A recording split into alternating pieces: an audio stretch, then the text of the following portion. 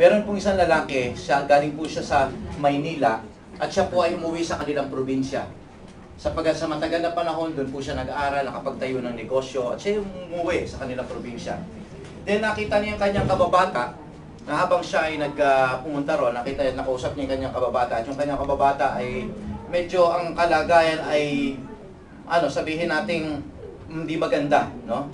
Kumbaga parang pulubyo, parang walang pera.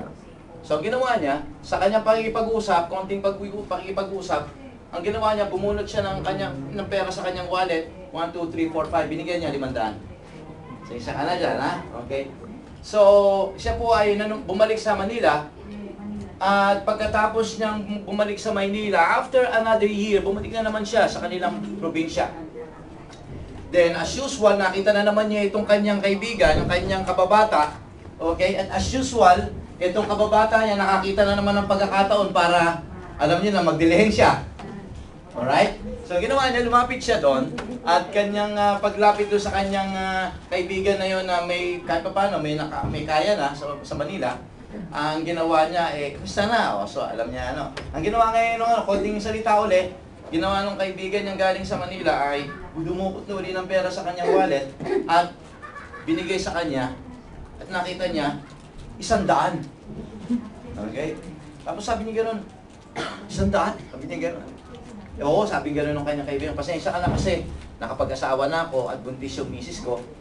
At alam mo na, pinaghahandaan na namin yung future na magiging anak namin. Siyempre, manganganak pa yan. So, kailangan naming magtipid-tipid. Kaya pasensya ka muna 100. Kaya pala 100 lang. Okay? Ginagastos mo sa pamilya mo ngayon. Kaya pala 100 lang, binibigay mo sa akin ngayon. Nakakatawa istorya. Pero alam po ninyo mga kapatid ko, the bottom line kung bakit ko sinare sa inyo yung istoryang yon, because gusto kong tukuyin ngayon ang mensahe ko.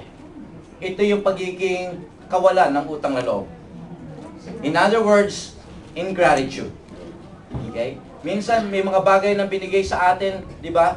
Ang isang tao, sino po ba rito yung naging biktima na ng kawalan ng utang na loob? I mean, ginawa mo ang magandang bagay, tinulungan mo siya, and at pagkatapos ng bagay na ginawa mo, okay? Minsan inahas ka pa, minsan tinalikuran ka pa, o minsan binaliwala ka pa.